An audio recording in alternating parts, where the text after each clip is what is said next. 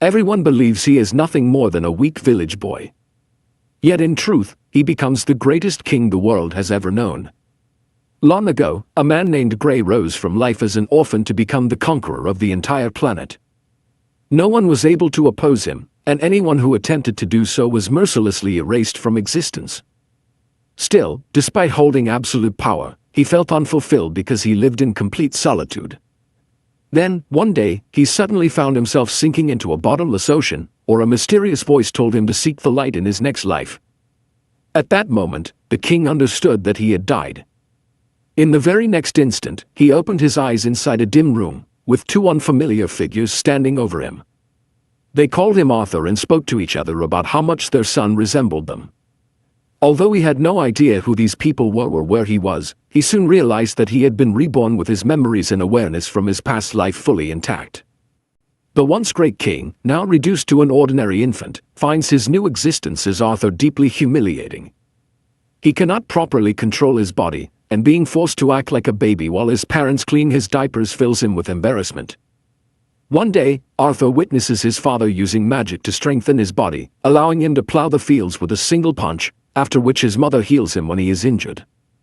This becomes the first thing that truly sparks Arthur's curiosity, and he realizes that this world cannot be Earth because magic exists here. Soon after, Arthur learns that his father is an adventurer who frequently goes out to hunt monsters with his companions.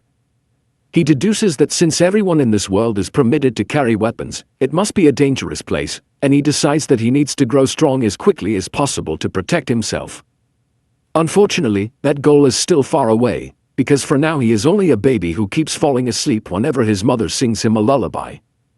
Before long, he overcomes his frustration and begins to appreciate these calm moments, since in his previous life he was constantly at risk of being assassinated in his sleep. Several months pass, and Arthur eventually starts crawling around the house. He pretends to be asleep so his mother will leave him alone, then sneaks into the home library to search through the books for information about this world. He discovers that the continent he lives on contains a dwarven nation to the south and an elven nation to the north. The human kingdom is ruled by a king, but unlike his former life, succession here is peaceful, with the king's son inheriting the throne instead of fighting to the death over it. Arthur then finds another book that explains magic, and he realizes that magic is the reason this world is so underdeveloped in terms of science and technology. He learns that only about 1% of the population can use magic, and that a person's magical potential is often influenced by their parents' abilities. The book explains that there are two primary types of magic users. The first are augmenters, who use mana to greatly enhance their physical strength and fight as warriors.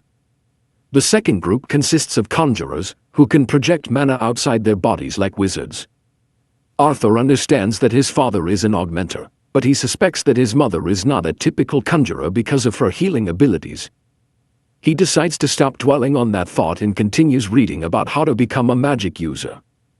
The book states that to use magic, one must form a magic core by condensing the mana within the body into a single point. Most people can only accomplish this after reaching puberty, and it often takes them years to develop a strong, usable mana core. Arthur, however, is already familiar with a similar concept.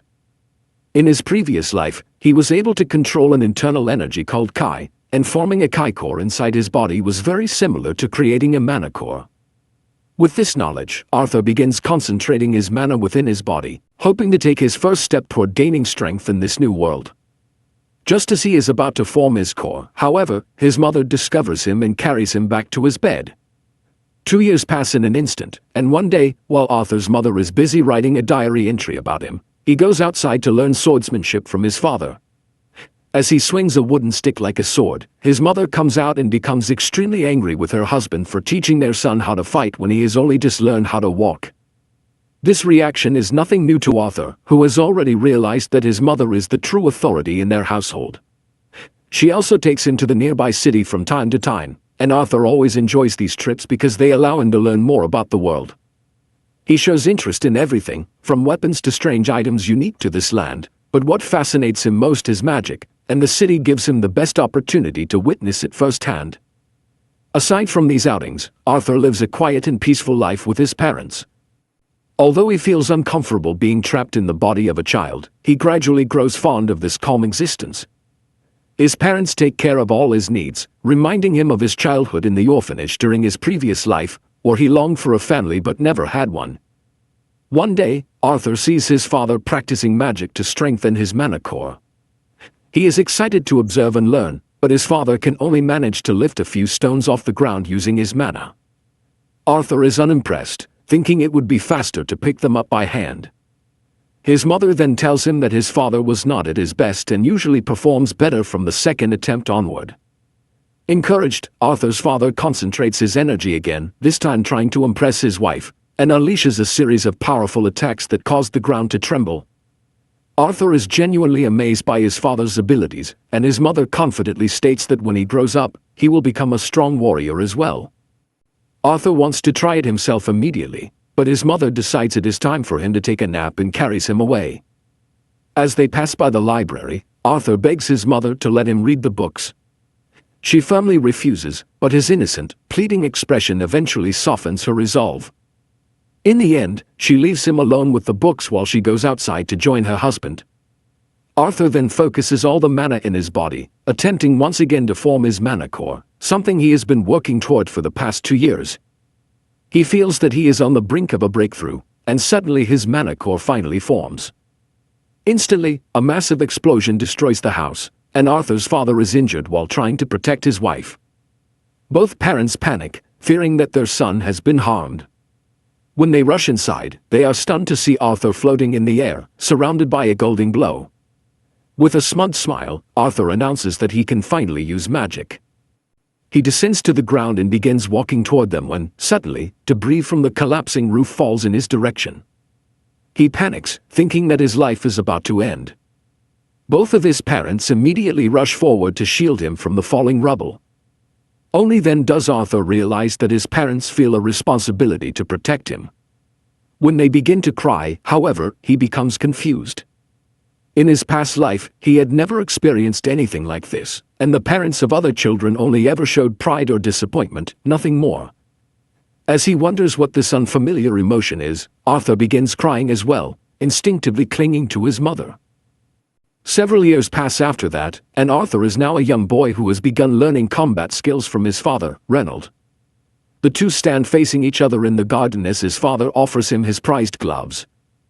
Arthur refuses, knowing that he lacks the strength to use them at his current age. Instead, he picks up a wooden sword, and his father does the same. Arthur immediately launches an attack, attempting to strike his father 3 times in rapid succession. His father, however, is far stronger and easily blocks every blow. Arthur realizes that his father is reinforcing the wooden stick with magic, so he decides to do the same, channeling his mana into his own wooden sword. Not long after, Arthur charges at his father once again, leaving Reynold shocked when Arthur's strike manages to snap his stick clean in half. Arthur grins proudly and says that his wood is superior to his father's. Reynold, however, responds that endurance is far more important. Even so, he comes to the realization that Arthur is a true prodigy, which forces him to make the difficult choice of discussing with his wife the possibility of sending Arthur out of town to train under a proper tutor. His mother, Alice, strongly opposes the idea, refusing to let her precious son be taken away when he is only 4 years old. Reynold argues that at just 4, Arthur's wooden weapon is already stronger than his own, proving that he should be trained by a highly skilled warrior. Before they can reach any conclusion, Arthur suddenly joins the conversation and suggests that they all travel together, even though it sounds like a foolish plan. Both parents immediately agree, likely because housing shortages are not an issue in their world. A few days later, Alice and Reynolds' former party members arrive to accompany them, and Arthur introduces himself to each of them. His parents' old group consists of Adam the leader, Angela the large-breasted woman, Dur the average-looking man, Helen the archer, and Jasmine the energetic pixie-like girl who seems strangely wary of Arthur. Soon, the group sets off, and Arthur learns that transportation in this world is still very primitive compared to his past life, where air-based rides were used to travel everywhere. After some time, they stop to rest and eat, but things quickly go wrong when the scent of food draws a pack of wolf monsters out of the forest. Jasmine instantly leaps into action, drawing her twin daggers and slicing through any wolf that approaches her. At the same time, Reynold, Adam, and Helen take down several wolves with their own weapons. Meanwhile, Dur and Angela unleash their magic, completely annihilating the remaining beasts. That night, they feast on the monster meat, and after a while, Alice notices that Reynolds' arm is still bleeding and decides to heal him. The rest of the group immediately rises and forms a protective circle around them, which leaves Arthur confused. He soon learns that Alice is an exceptionally rare mage with healing abilities. Because healers are so uncommon, Alice is constantly at risk of being kidnapped, which is one of the main reasons the family chose to live quietly in the countryside to avoid attention. Thankfully, her healing magic works perfectly without any complications. Afterward, Adam decides he needs to stretch his body and asks Arthur to spar with him. Arthur agrees, while Adam carefully wraps cloth around the sharp tip of his spear to avoid causing harm. They prepare for the match and begin channeling mana into their weapons. To Adam's shock, Arthur makes the first move, using magic to boost his speed as he darts forward like lightning, vanishes from sight, and reappears behind Adam, completely catching him off guard. Unfortunately, Arthur slips at the crucial moment, giving Adam time to react, and the two become locked in a fierce exchange. Everyone is astonished by Arthur's speed, but at the final moment, his light body causes him to be flung into the air, forcing Angela to rescue him with her wind magic. He lands gently on the ground as the rest of the party scolds Adam for going too far against such a small child. Adam tries to justify himself, insisting that the boy is far too strong, but no one listens. Jasmine, however, is deeply fascinated by Arthur's abilities and begins questioning him about the techniques he used. The following days pass quickly as Arthur spends his time training, eating, sleeping, and training again with nearly every member of the party. He learns spear techniques from Adam, does push-ups with Reynold, practices archery with Helen, and runs at incredible speeds with Jasmine, who seems to have grown especially fond of him. She even tries to entice him to join a party by offering him a small sword coated with baby oil. Arthur's mother quickly intervenes, not wanting her son to get roasted, and calls him back. Soon, they resume their journey in the carts, but are suddenly forced to stop under mysterious circumstances. Without warning, a volley of arrows rains down on them, and Arthur instantly realizes that they are under attack by bandits.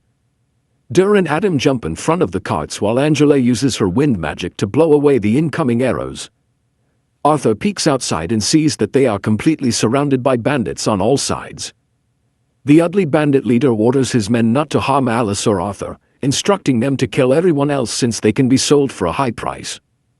The bandits shout in agreement and rush into battle, only to be swiftly cut down by Reynold and his companions.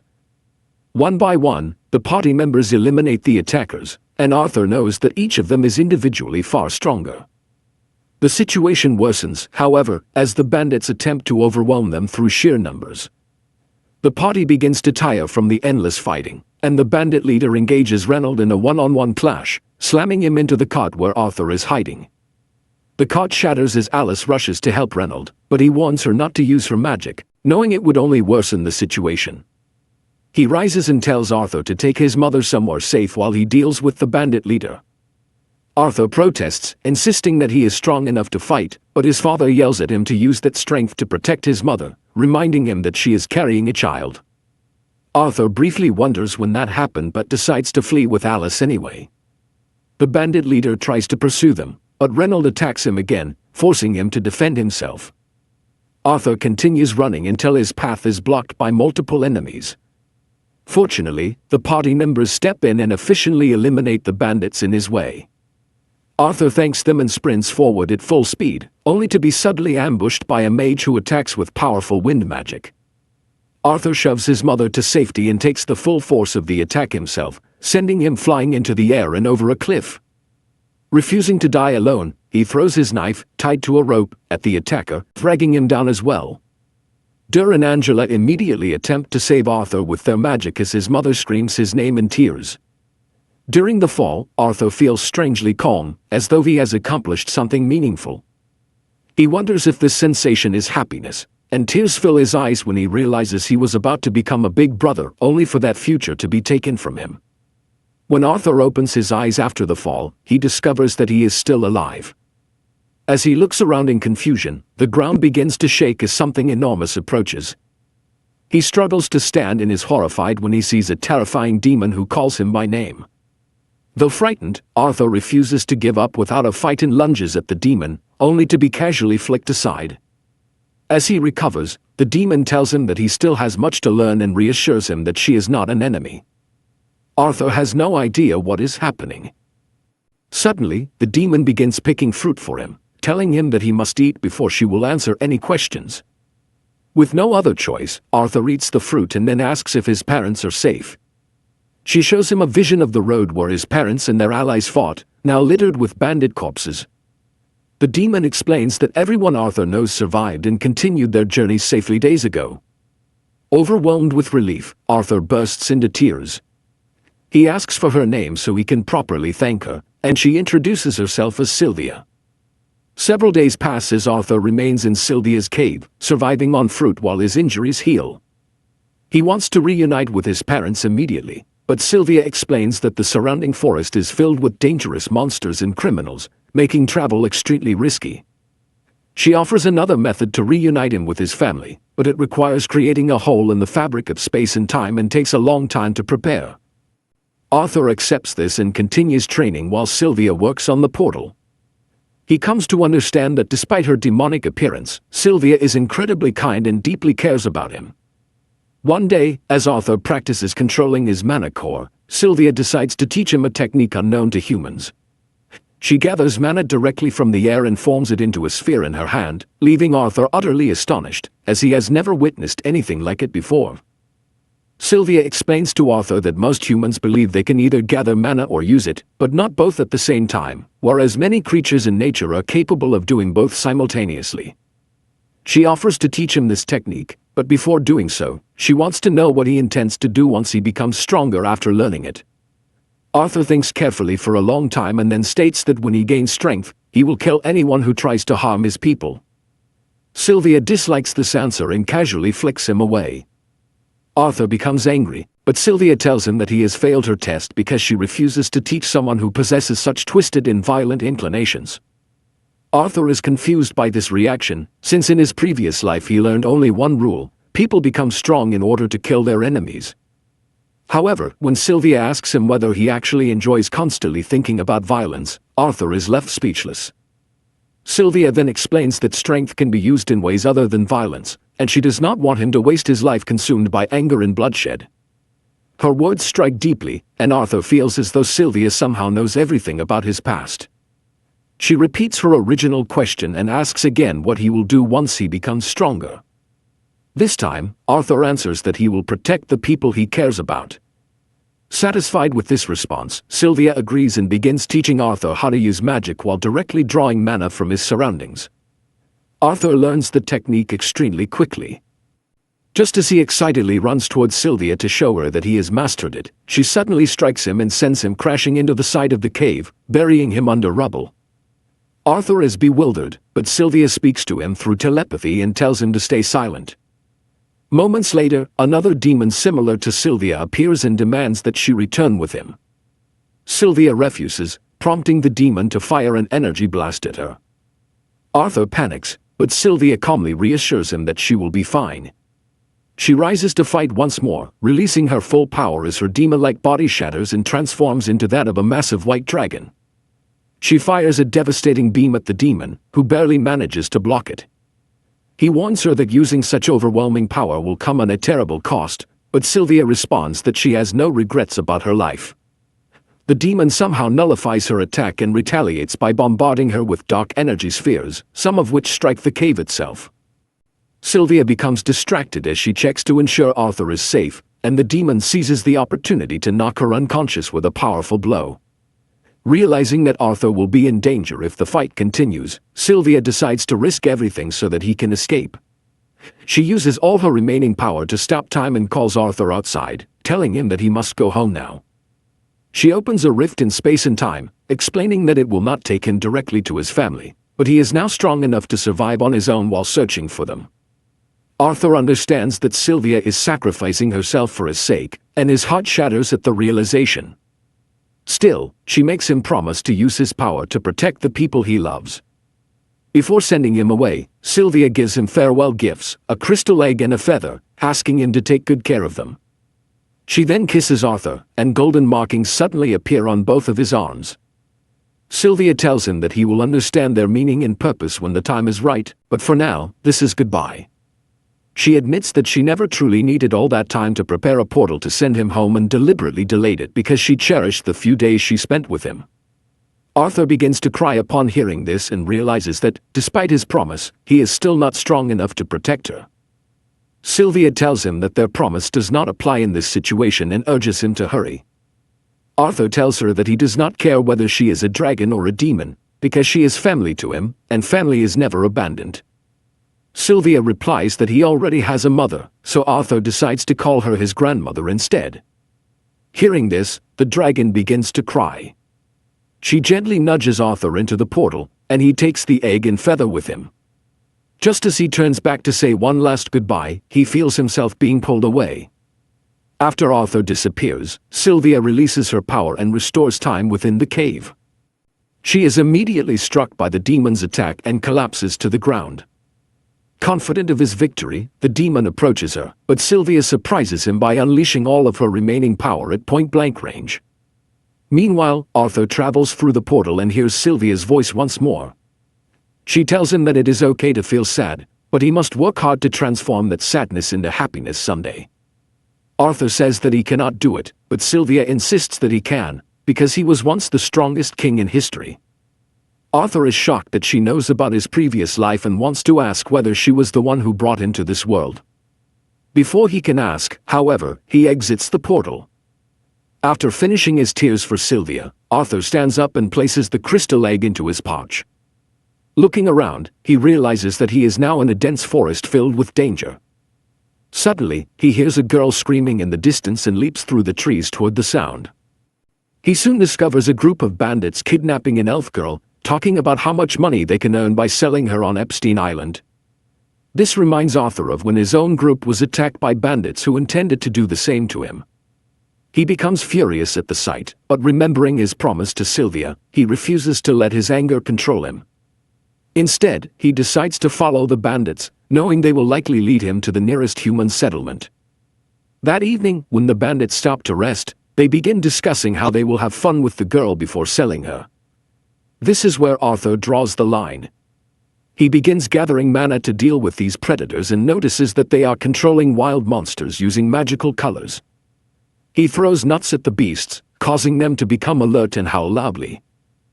The bandits panic, knowing the noise could attract dangerous monsters, and one of them immediately goes to subdue the beasts. Arthur seizes this opportunity, forming a blade of mana around his hand, sneaking up behind the bandit and slashing him down. He steals the man's knife just as another bandit arrives looking for his companion.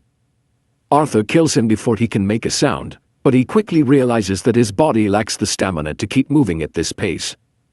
Before he can rest, a third bandit approaches, and Arthur attacks immediately, only managing to injure his leg. The bandit cries out a warning, telling the others to be careful because there is a young mage among them. The fourth bandit becomes excited, realizing that a mage so young would sell for a high price. Deciding not to harm Arthur, he drops his sword and instead uses magic, leaping at Arthur with mana-enhanced claws that smash the ground. Arthur narrowly dodges and tries to counter with a kick, but the bandit is faster. Arthur throws the knife tied to a thread, but the experienced bandit catches it effortlessly and rushes forward. He kicks Arthur hard enough to knock him down and lifts him upside down. Arthur then uses fire magic on the man's leg, forcing him to release his grip. Before the bandit can recover, Arthur throws the knife again, looping it around the man's neck so he cannot dodge as the blade pierces his forehead. Arthur quickly deals with the last remaining bandit and frees the elf girl, who reminds him of someone from his past. He snaps out of the memory and tells her that she is free to return home. She becomes worried when she notices his injuries, but Arthur reassures her that they are nothing serious. He covers the bodies so she does not have to see the gruesome sight. When she asks about them, he lies and says they were in an accident and will not trouble her again. Arthur finds some luggage in the carriage and tells her once more to go home, but she grabs his hand in fear. She begs him to take her with him, and after a moment of pity, Arthur agrees to let her come along. He then turns his attention to the enslaved monsters and chooses to end their suffering, believing that releasing them would not be a wise decision. The elf girl, however, makes a different choice and decides to free the horned wolves instead. She explains that elves honor every form of life, and if she does not set the monsters free, they will surely die. Arthur warns her that this could be dangerous, but she is confident that the monsters will not harm them. She releases them, and the creatures truly leave without causing trouble, which amazes Arthur and makes him admire her deep bond with nature. After that, Arthur decides to escort her back to her home. When they stop to rest, he learns that her name is Tesha. He prepares some food and tells her to eat even if she does not feel hungry, explaining that it will help her regain strength. Those words unexpectedly remind him of Sylvia. Meanwhile, he notices Tess complaining about the food because it does not taste good, and she insists on eating something sweet instead. Arthur thinks to himself that he should learn from her how to act like a normal child, since she is the first person his own age that he has ever met. Tess then asks Arthur why he is out there, and he tells her that he was separated from his parents. They continue traveling toward the elven village, and the journey ends up taking much longer than Arthur had hoped. Along the way, Tess talks endlessly about her village, and Arthur realizes that the elven way of life is very different from that of humans. Suddenly, he senses a horned wolf following them and immediately decides that he should kill it. That night, Arthur tells Tess to sleep inside the tent while he stands guard outside. While keeping watch, he takes out the crystal egg Sylvia gave him and begins examining it, wondering what it truly is. As he is lost in thought, Tess calls out to him and asks him to come inside the tent. She promises that she will not tell her family that he slept with her. Arthur responds that he is fine staying outside, but it does not take long for him to realize that Tess is actually afraid of being alone in the tent. Deciding to indulge her, he eventually goes inside. Once inside, Tess accuses all humans of being perverts who keep multiple lives. Arthur silently wishes that were actually true. He asks her who told her such a thing, and she replies that it was her grandfather. Arthur denies the claim, explaining that only nobles have enough wealth to support more than one wife.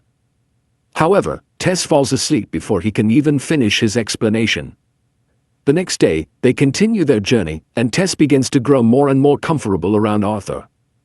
This slightly irritates him because he wants to move quickly and reunite with his family. Soon after, another problem arises. Arthur suddenly feels a sharp pain in his manicore, leaving him so weak that he can barely walk. Tess immediately runs into the forest to search for herbs that might heal him. As Arthur sits alone, struggling to endure the pain, the horned wolf he freed earlier approaches him. Arthur panics, thinking that the monster chose to attack him at his weakest moment.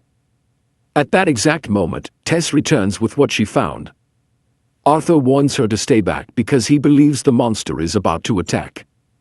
Instead, the horned wolf drops a dead boar on the ground and quietly disappears back into the forest. Arthur is completely confused by this behavior, but Tess excitedly explains that the beast was repaying them for saving its life. After eating the boar meat, Arthur starts feeling better. Tess then admits that she did not actually find any healing herbs, but she did find some mushrooms that the women in her village eat regularly. Arthur eats them without much thought, only to suffer from severe diarrhea shortly afterward. After that ordeal, they return to the tent, where Tess begins telling Arthur stories she heard from her grandfather about the human and dwarf kingdoms. She says she really wants to see those places someday, but they are supposedly filled with bad people, and she is not allowed to go there. She also mentions that outsiders are forbidden from entering the elven village. Arthur only half listens as exhaustion overtakes him and he falls asleep. The following day, Arthur's pain returns, but he forces himself to endure it because the elven village is close. Tess tells Arthur that they are friends now, but he does not know how to respond because he has never had a friend before, making the moment awkward. Arthur begins recalling the person closest to being his friend in his past life and how he ended up killing her. Suddenly, Tess screams with excitement as she spots the entrance to the elven village. Arthur is stunned when he sees it, but Tess reaches out her hand and tells him to come with her.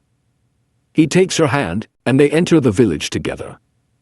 Immediately, several guards arrive after sensing an intruder. Arthur does not even understand what is happening as the guards restrain him. When he notices the cold, indifferent look in Tess's eyes, he starts wondering what his fate will be. As Tess remains silent despite his pleas, Arthur realizes that he trusted her too easily. Even though she called him her friend in the forest, he now believes that words mean nothing in moments like this. Panic sets in as the elven soldiers draw their weapons, preparing to kill him. At that moment, Tess finally reacts, understanding the situation, and desperately asks the gods to stop. The gods insist that Arthur is a dangerous human who must be eliminated before he can cause harm. Tess argues that Arthur is her friend and that he saved her life, but the god refuses to believe her. Instead, he accuses Arthur of manipulating and brainwashing her. Suddenly, a powerful voice commands him to be silent. A portal opens before them, and an elderly elf steps out, ordering the soldiers to release the boy immediately. As Tess rushes to check on Arthur, she angrily scolds the soldiers for threatening him. The old elf, revealed to be her grandfather, explains that their reaction was understandable since a human entered their kingdom with the missing princess. He introduces himself as Vian, the former king of the elves, and thanks Arthur for rescuing both his granddaughter and the princess of their realm. Arthur is shocked by this revelation and struggles to believe that this foolish girl is actually a princess, but Tess responds with a smug grin. Vian asks her whether she told her friend about her royal status. Although Tess claims that she did, Arthur is certain that she did not. At that moment, her parents arrive, and Tess immediately runs into their embrace. Her father looks at Arthur with open hostility, like any other racist elf, and orders the soldiers to kill him on the spot. Vian intervenes, explaining that despite being human, Arthur saved Tess and safely brought her home. Tess also defends Arthur and pressures her father into allowing him to accompany them to the castle. Vian tells Arthur that they will need to talk later, and Arthur senses a strange and powerful aura coming from the old elf. With that settled, Tess grabs Arthur's hand and starts dragging him through the city. Arthur is amazed by what he sees, but the elves glare at him with anger and hatred due to their long history of war with humans. While that does not bother him much, he is troubled by the cold expression Tess had earlier when he first asked for her help. He is also confused by the pain in his chest and decides to be more cautious from now on. They soon arrive at the castle, where Tess orders the maids to serve Arthur everything they have. She eagerly begins planning his stay. However, Arthur believes it is important to explain their journey to her parents first. They allow him to speak, but Tess insists on seating him at the table and ordering tea and snacks before continuing. Arthur wonders whether it is really acceptable for a human to receive such hospitality. Tess's father then introduces himself as Aldwin, along with his wife Muriel. Arthur properly introduces himself and greets them politely. Aldwin is surprisingly impressed by Arthur's manners despite his humble background. Arthur then begins recounting how he rescued Tess from the slave traders, which enrages her family. They start cursing humans as a whole, but Arthur corrects them, saying they should condemn the profession rather than the race. Vian asks Arthur how he managed to free Tess from the slave traders, and Arthur reveals that he is a mage. The former king finds this hard to believe, and the elven soldiers voice their doubts even more aggressively. They accuse Arthur of deceiving Tess once again, but Vian orders them to stand down until further notice. Tess also steps forward to support Arthur, repeating the things she overheard the criminals say. Her mother embraces her to comfort her, and afterward, her father tells Arthur that he believes his account. Arthur then asks Aldwin to send him back to his family as repayment for saving his daughter's life, but Aldwin calls the request unreasonable. He states that he has no desire to help barbaric humans, to which Arthur responds that acting that way would make Aldwin a barbarian himself. Aldwin is left with little room to argue after hearing this, yet he still refuses to help Arthur. Suddenly, Tess begins staring at her father with an expression meant to emotionally pressure him. Aldwin quickly gives in and explains that under normal circumstances, the gate to the human kingdom can only be opened once every 7 years. However, since they cannot keep Arthur in the Elven Kingdom for that long, he agrees to send soldiers to escort him back home. Arthur feels relieved upon hearing this, but then the pain in his chest suddenly returns, far more intense than before. Arthur manages to endure the pain throughout the day, and that night, he steps out onto the balcony of his room to breathe in some fresh air. From there, he sees Tess laughing and playing happily with her parents in a nearby room, which immediately reminds him of his own family. He wonders whether his parents are safe, even though he believes they are strong enough to survive the bandits' attack. He misses them deeply and questions whether they will be as happy to see him again as Tess's parents are now. The more he thinks about it, the more miserable he feels, and Tess notices his mood. She quickly runs over to him and apologizes on behalf of her family for how rudely everyone treated him. Arthur tells her that it is fine and then teasingly tells her to return to her family and let them spoil her completely. Tess becomes offended and replies that his parents will treat him the same way once he goes back to them. This only makes Arthur worry even more. He asks Tess for reassurance, wondering aloud whether his parents will truly be happy to see him despite everything that happened. Without hesitation, Tess grabs his face and tells him that it is obvious his parents will miss him simply because he is not with them. She then admits that she is already missing him herself because he will be leaving soon, leaving Arthur completely speechless. At that moment, glowing flower petals that resemble fireflies begin drifting through the air, and both of them become absorbed in admiring their beauty. Suddenly, Arthur recalls the cold expression Tess once had and wonders whether something was wrong at that time or if he had simply imagined it. He decides to stop dwelling on it and enjoy the moment, but then he senses an incoming attack aimed at Tess. He immediately blocks it and rushes toward the attacker, only to discover that it is Virion. Arthur angrily confronts the old elf, asking whether he was trying to kill his own granddaughter. Virion calmly asks if it is even possible to kill someone using petals. Arthur looks down at his hands and sees glowing petals resting there. Virion then praises him for successfully blocking the attack and responding without hesitation. He says this confirms that Arthur truly fought the slave traders. Tess, however, becomes angry, believing her grandfather is bullying her friend. Virion reassures her that he has no intention of bullying anyone and simply finds Arthur very intriguing. He then summons a small wooden sword and hands it to Arthur, saying he wants to test his abilities before conducting proper training on the lawn. Virion signals for Arthur to begin, and Arthur immediately charges forward. He attempts to strike the old elf but quickly realizes how fast he is. No matter how much Arthur boosts his speed with magic, he cannot land a single hit. Virion eventually blocks one of Arthur's attacks, shattering the wooden sword in the process. A fragment of the broken sword flies straight toward Tess, and Arthur instinctively throws the hilt to knock it away. Virion is stunned by Arthur's reaction speed, and Arthur seizes this opportunity to attack him with a body blast. However, Virion blocks it purely through instinct. Refusing to give up, Arthur charges again and manages to land a strike on Virion's forehead. Virion is genuinely impressed that Arthur was able to hit him even once and tells him to prepare for a second round. Before that can happen, Tess suddenly jumps on Virion from behind and demands that he stop bullying her friend. Virion insists that he was not bullying Arthur at all and says that if he truly held back, Arthur would have been the one bullying him instead. Arthur suspects that the old elf does not fully believe his own words, but he politely thanks him for overestimating his abilities. Virion corrects him, saying he is not overestimating Arthur, and adds that if Arthur is truly grateful, he should become his student. Arthur is stunned by the unexpected offer and tells Virion that he cannot stay because his parents will worry about him. The old elf replies that there is a way to inform his parents that he is safe. Before Arthur can ask how, the pain in his chest returns suddenly and drops into his knees. Virion admits that he noticed this condition earlier and is now certain that Arthur has inherited a beast will. He warns Arthur that if he does not become his student, he may die before ever seeing his parents again. Later that night, while Arthur is asleep, the same sharp pain strikes his chest once more. He tries desperately to suppress it, but the pain continues to intensify until it tears through him and manifests physically before his eyes. Arthur opens them to see a dark, terrifying figure looming over him. Although he instinctively fears the monster, part of his mind analyzes it like a therapist.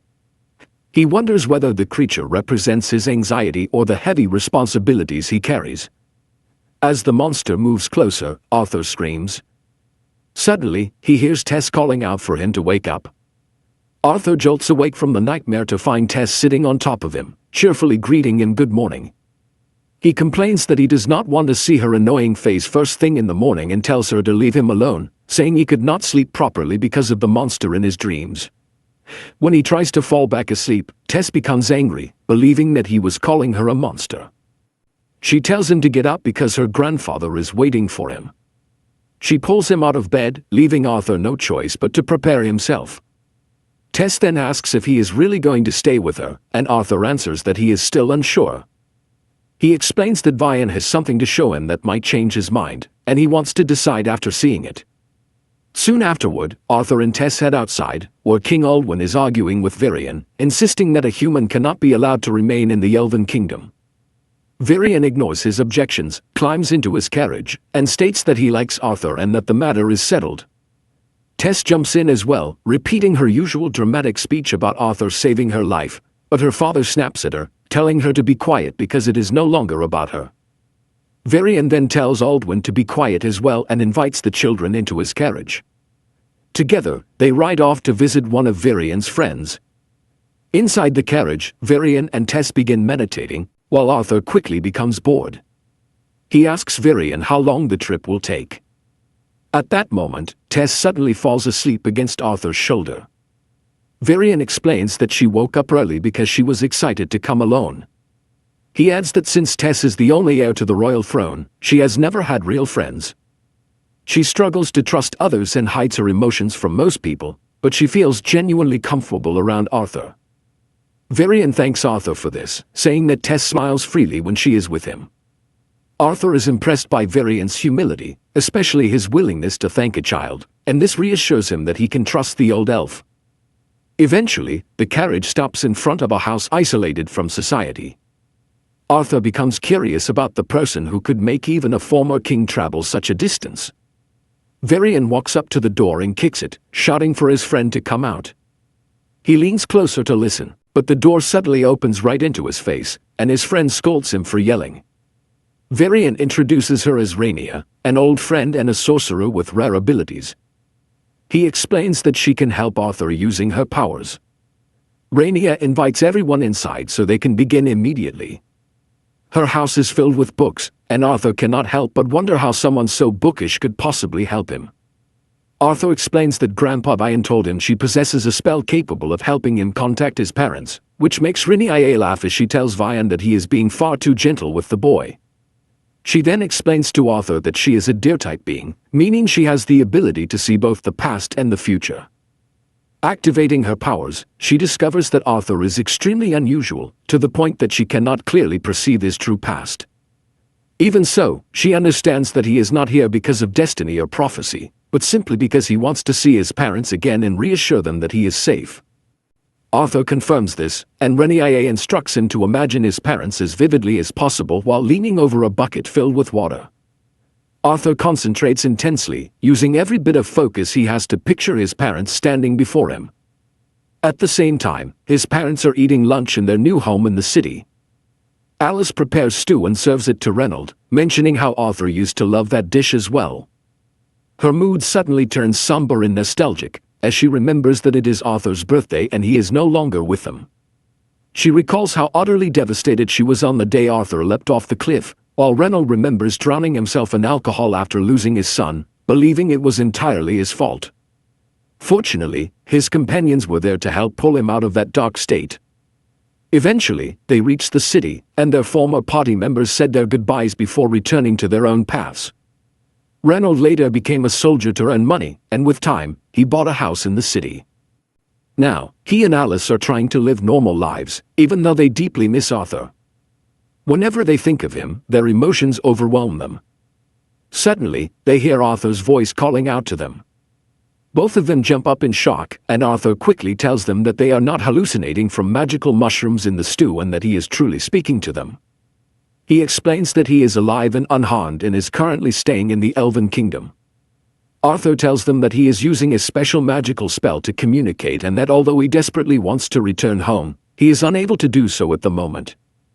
He reveals that something is wrong with his body and that he needs treatment. However, he promises that once the treatment is complete, he will return home as soon as possible.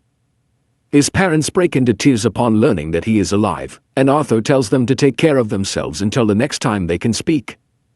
They embrace one another emotionally, and Arthur tells them how much he truly loves them. As he begins to cry, his tears fall into the bucket, breaking both his concentration and Rainia's spell. Once everything ends, Arthur calms himself and asks Vian to accept him as his student. Soon after, they return to the palace, where Vian orders his son to announce that Arthur will become his disciple. Aldwin hesitates, but Vian firmly declares that he will take full responsibility if any trouble arises because of Arthur. Hearing this, Aldwin and his wife finally give in and formally welcome Arthur into their kingdom.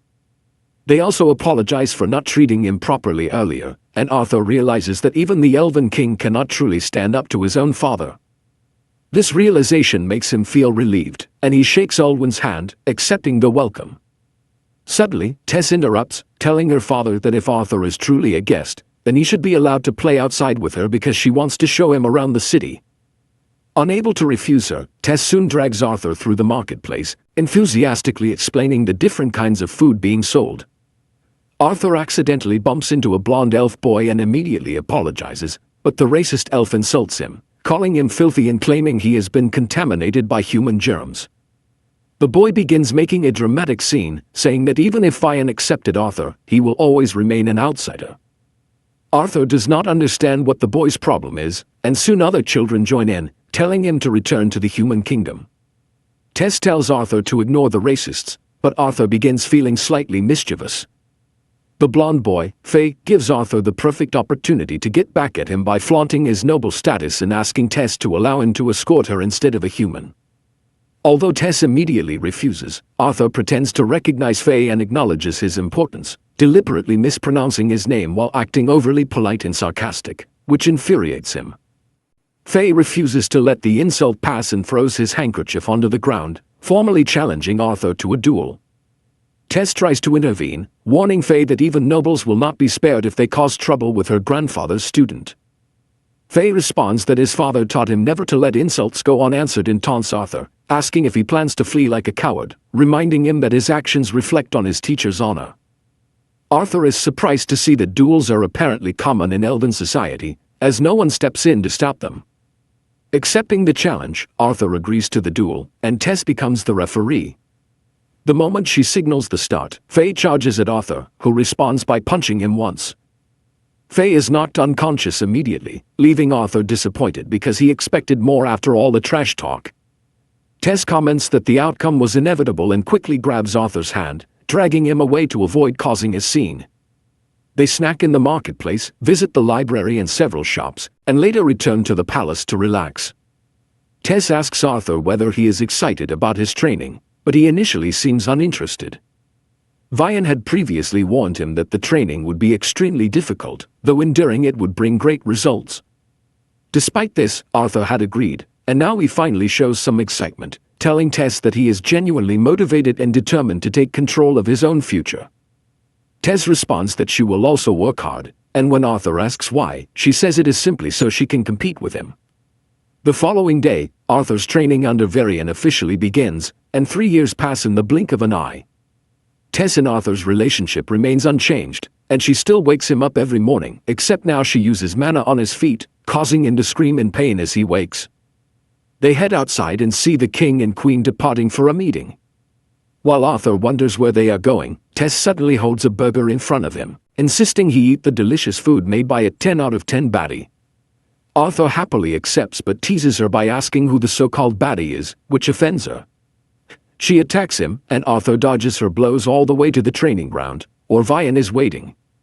Vian tells them to fight properly and tosses them wooden swords, though he already knows Arthur is ready for the second phase of his training. After their sparring ends, Tess collapses on the ground from exhaustion. Meanwhile, Varian explains magic to Arthur, stating that once mana is stabilized, one can awaken one of the 4 fundamental elements. The element obtained depends on species, with elves excelling at wind magic. Varian adds that dwarves are skilled in fire and earth magic, while humans can potentially use all 4 elements. However, each person still has one natural affinity, and not everyone can wield all elements. Tess suddenly asks why her grandfather did not train Arthur in magic earlier while strengthening his body, as she had done both. Varian replies that it is because Arthur is weak, shocking him. He explains that a powerful beast will resides within Arthur's mana core, disrupting the balance between his body and mana. As Arthur hears this, his chest pain flares up again, and Vian confirms that the pain is indeed caused by the beast will. Tess then teases Arthur, asking if he is okay since she attacks him using magic. Arthur replies that of course it hurts, but he manages to endure it. Finally, Varian tells Arthur that the time has come to awaken the beast will within his body. If he succeeds, the pain will disappear, and he will become a true beast tamer. Arthur is fully prepared for it, and as he sits down on the ground, Varian begins gathering his mana. He explains that he will ignite a small spark within Arthur's mana core and that although it may feel somewhat hot, it is nothing Arthur will be unable to endure. He then channels his mana into Arthur's body, causing Arthur to scream as the intense heat surges through him. Suddenly, the powerful mana that Sylvia left inside Arthur activates on its own, forcefully repelling Varian's mana. The resulting shockwaves are so strong that both Varian and Tess are blown away, leaving Arthur confused and wondering what is happening. The beast's mana abruptly settles, and Arthur collapses to the ground, making both elves worry about his condition. Tess rushes over to check on him, but Arthur unexpectedly loses consciousness. Several hours later, Arthur wakes up inside the castle, with Varian sitting beside him. The elderly elf first examines Arthur's physical state before asking whether he knows anything about his beast will. Arthur explains that the power was given to him by a dragon, leaving Varian completely stunned, as he never anticipated such an answer.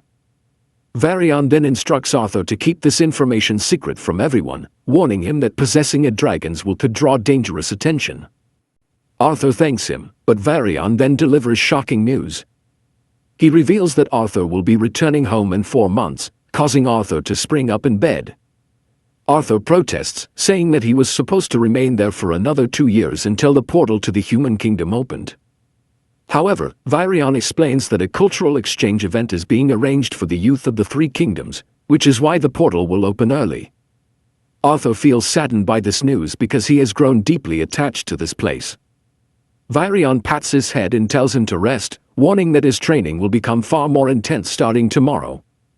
Arthur asks whether Tess knows about this, and Varian replies that her parents are informing her. That night, while Arthur lies awake thinking about his early departure, the crystal egg he has carried for 3 years suddenly begins to shake. Startled, he gets up, and when the egg starts cracking, he fears the worst. Instead, a tiny baby dragon emerges, and Arthur is instantly captivated by its innocence. He decides to play with it, but the baby dragon suddenly bites him, leaving a magical mark on his arm. Arthur is confused but forgives the baby since it is so adorable. Moments later, he hears the baby dragon speaking to him through telepathy due to the magic mark, and Arthur can understand every word. The baby dragon calls him Papa, and Arthur chooses to name Sylvie after Sylvia. The next morning, Tess comes to wake Arthur and is shocked to find Sylvie sleeping beside him, causing her to panic. Arthur wakes up immediately, wondering what is going on. However, when he sees Tess hugging Sylvie because she finds her irresistibly cute, he decides to lie back down and sleep again. Soon after, they head to the training grounds. Although Tess desperately wants to hug Sylvie again, the baby dragon clearly does not like her. They soon arrive at Varian's location, and the old elf nearly suffers a heart attack upon seeing a real dragon. Arthur then explains how the baby dragon hatched from the egg after he awakened Sylvia's beast will. Varian realizes that they would face serious trouble if others discovered the dragon, so he tells Arthur to claim that Sylvie is a rare mana beast. He believes this excuse will deceive most people, since everyone assumes dragons do not exist. Varian then states that since Arthur is now a beast tamer, they will train both his mana core and beast core from now on. He declares that nothing surpasses real combat as training and decides to reveal his true power as a beast tamer. The old elf releases an overwhelming amount of mana that engulfs his entire body. When the mana settles, he emerges transformed into a terrifying figure cloaked in black aura. Arthur is horrified by the transformation and instinctively tries to defend himself, even though Varian has no intention of attacking. In an instant, Varian appears behind Arthur and taps his shoulder, and by the time Arthur turns around, he has vanished, leaving only 2 black footprints behind. Arthur begins sweating, unable to sense where Varian is, and immediately surrenders. Varian reappears behind him as Arthur jokes that he will need compensation for therapy. After demonstrating the monstrous form, Varian returns to normal. Arthur admits that he could not even detect his presence, and Varian explains that his tamed beast is a shadow panther capable of manipulating wind and sound extremely well, though it drains his mana rapidly. Varian then hands Arthur his sword, announcing that his real training is about to begin. Over the following days, Arthur spends his time meditating to gain control over his beast core and sparring against Varion's monster form. He successfully draws power from his beast core, and the pain in his chest completely disappears. He grows stronger at an incredible pace and spends his free time behaving like a normal child. A few weeks later, Tess takes Arthur to the market again, where he runs into the arrogant boy named Faye. Arthur apologizes, but Faye claims that fate has brought them together again. Arthur does not even remember him, which offends Faye deeply. Faye challenges Arthur to a duel to settle the score, only to be knocked down again with a single blow. Afterward, Tess reminds Arthur who Faye is, and Arthur immediately helps him up. Faye hesitates but takes Arthur's hand, while his friends tease him, saying they always knew he wanted to befriend the human. Arthur asks Faye and his friends whether they will participate in the cultural exchange event, and they confirm that all noble children will attend. Arthur then asks if Tess will be joining them, and they fall silent, knowing she will not. Faye attempts to lighten the mood by joking that they cannot risk losing the delicate princess again, but this angers Tess, who sends him flying with a single punch to prove her strength. Arthur panics and quickly drags Tess away before she causes more trouble. Once they reach a quiet spot, Arthur scolds her, telling her she should act like a princess and that punching people is not proper behavior. He finds it ironic saying this, since he was a king in his past life and did far worse than punching his subjects. Tess then admits that she has been overwhelmed lately. She explains that Arthur is leaving soon and that she is upset, but he does not understand her feelings and lectures her like an old man. She runs off after saying that, leaving Arthur emotionally wounded by being called an old man. Feeling guilty, Arthur later visits her room at night with fireflies and invites her for a walk. Tess agrees, but once they enter the forest, she becomes nervous because they are forbidden to be there. Arthur reassures her, promising to keep her safe. They arrive at the place where they first met, and Arthur points out that the horned wolves they saved back then are still alive and healthy. They light a fire in a clearing, and Tess grows sleepy. She hallucinates a ghost in a twisted tree trunk and screams, prompting Arthur to tease her. Tess then asks about the human kingdom, and Arthur admits he knows little about it since he never had the chance to explore it. She says she wishes he could stay forever, but before Arthur can answer, she falls asleep. Eventually, the day of Arthur's departure arrives, and everyone gathers to see him off, except Tess. Varion gives Arthur a compass bearing the royal family's emblem so he can easily gain access when he returns. Arthur assumes Tess is too emotional to say goodbye and prepares to leave for the human kingdom with the elves attending the exchange. As the door opens, Tess suddenly runs in but trips and falls. Arthur rushes to help her, and Tess tearfully tells him to take care of himself. Arthur hugs her tightly, saying he will miss her, and Tess begins to cry. Their farewell is cut short as the portal opens. Arthur travels in Faye's carriage to the floating city of Xyrus, where his parents live, feeling excited to see them again. He arrives at their address and, after steadying himself, knocks on the door. His little sister answers, followed by his parents rushing out. Overcome with emotion, Arthur smiles brightly and tells them he is home. Alice and Reynolds can hardly believe their eyes and embrace him tightly. Their daughter tells Alice not to cry, and Arthur realizes she is the sister he once vowed to protect with his life. He kneels before her, introduces himself to Elena, and she is surprised to meet her brother. Inside the house, Alice bombards Arthur with questions about his time away, and he reassures her that he is fine, while Reynolds asks her to stop smothering him.